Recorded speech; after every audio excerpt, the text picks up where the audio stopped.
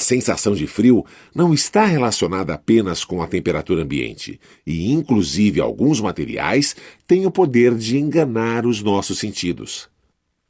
Será mesmo que a maçaneta da porta estava tão fria assim? Observe que ela está presa a uma porta de madeira, portanto, ambas estão à mesma temperatura e já atingiram o equilíbrio térmico. Então, de onde vem esse frio? Para descobrir, precisamos conhecer as formas de transferência de calor.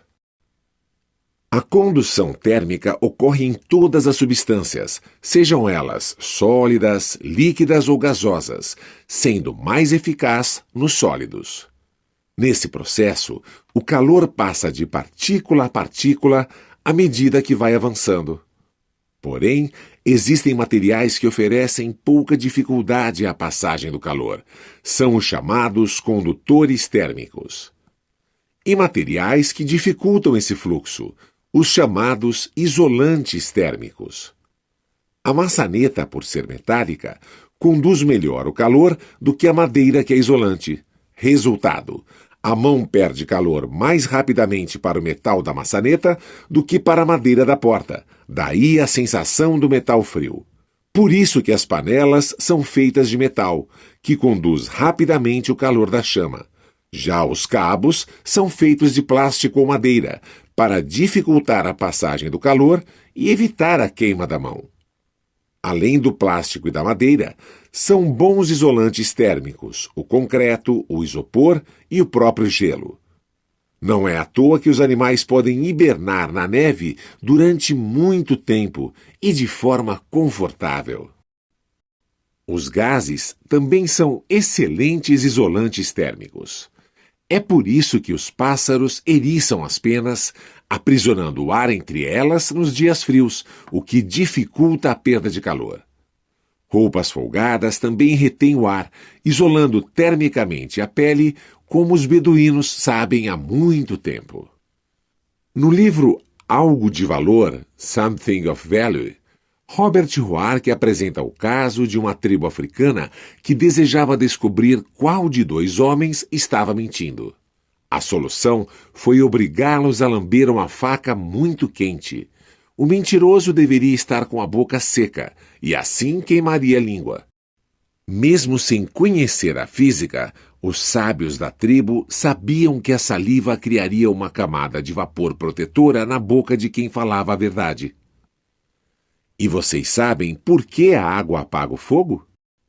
Ao ser jogada sobre o fogo, a água se vaporiza rapidamente, roubando quase 7 vezes mais calor do que no aquecimento normal, quando, por exemplo, aumentamos a temperatura de 20 graus Celsius até 100 graus Celsius.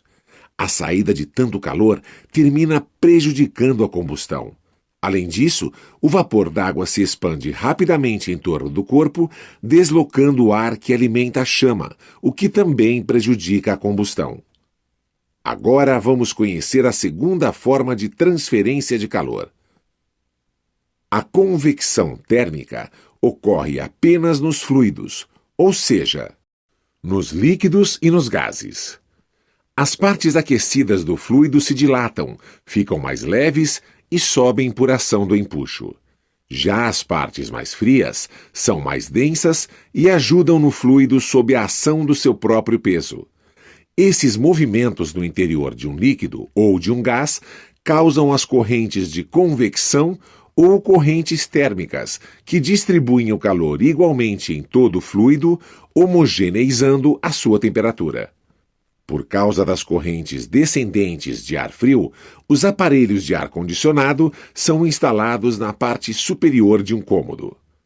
É pela mesma razão que o congelador está na parte superior da geladeira. O ar quente próximo dos alimentos sobe até o congelador, onde é resfriado. Agora frio e mais denso, o ar desce, resfriando e preservando os alimentos. Para isso, as prateleiras devem ter grades vazadas e ficar desobstruídas na medida do possível. As correntes de convecção também estão relacionadas às brisas marinhas. Durante o dia, a terra pode estar mais quente do que a água, aquecendo o ar que sobe.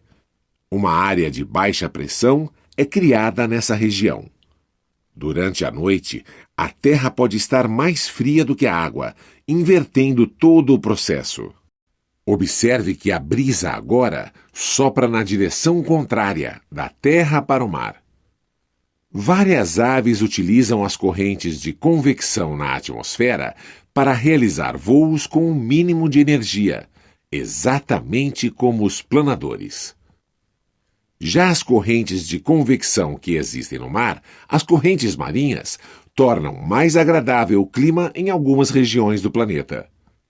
É o caso da corrente do Golfo, a mais rápida corrente oceânica do mundo, com um fluxo médio de água quase 100 vezes maior que o do rio Amazonas. Ela conduz o calor produzido pelo Sol tropical no meio do Atlântico do Golfo do México para as águas frias do Atlântico Norte, aquecendo a Europa como se a incidência solar naquela região crescesse em 1/3. Mas o aquecimento global pode eliminar a corrente do Golfo, causando um grave desequilíbrio climático em todos os continentes. As correntes de convecção explicam também o formato das chaminés e das mangas de vidro dos antigos lampiões a querosene, encontrados ainda hoje em lugares sem luz elétrica. Mais do que proteger a chama do vento, a manga aumenta o brilho da chama, acelerando a combustão. A chama esquenta o ar próximo que existe no interior do tubo. Este ar sobe e cria uma região de baixa pressão na parte de baixo do recipiente que suga o ar frio externo, através dos seus furos. Dessa forma, se mantém uma corrente constante de ar que remove os resíduos da combustão e alimenta a chama.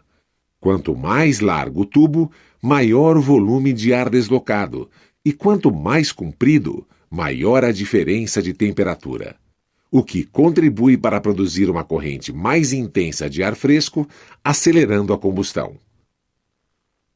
Como bem observou Leonardo da Vinci, quando se produz o fogo, se forma uma corrente de ar ao seu redor que o mantém e intensifica. Agora que você já sabe tudo isso, vamos deixar uma pergunta no ar. Será que a chama de uma vela se modificaria na ausência da gravidade dentro de um foguete no espaço, por exemplo? Vamos mostrar apenas uma fotografia, mas a explicação fica com você. Ela é bem simples, pode acreditar. Ainda precisamos conhecer a terceira e última forma de transferência de calor, a radiação. Radiação ou irradiação é o mecanismo de propagação do calor na ausência de um meio material. Ela acontece sob a forma de raios infravermelhos, também chamados de radiação térmica, que pertencem às ondas eletromagnéticas, assim como a luz, as ondas de rádio e os raios X. É através da radiação infravermelha que alguns animais podem enxergar no escuro, como as cobras. Seus olhos têm sensores especiais que permitem visualizar esses raios como se fosse luz emitida dos corpos de suas presas. Nos seres humanos, estes sensores estão na pele e é por isso que sentimos calor ao passarmos perto de uma fogueira e ao aproximarmos a mão de um ferro quente, mesmo sem tocá-lo. Vejam essas duas latinhas de refrigerante, uma pintada de branco e outra de preto. Elas estão cheias de água e com um termômetro cada uma.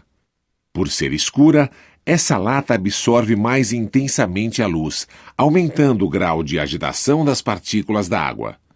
Enquanto isso, a latinha branca reflete a luz solar, mantendo uma temperatura mais baixa. Se esquentássemos agora as latinhas, a escura atingiria mais rapidamente uma maior temperatura. E agora, depois de estudar as formas de transferência de calor, será que já podemos tirar a dúvida de Cris e dizer como a garrafa térmica funciona? Ei, Lilico, você não sabe como funciona a garrafa térmica, não?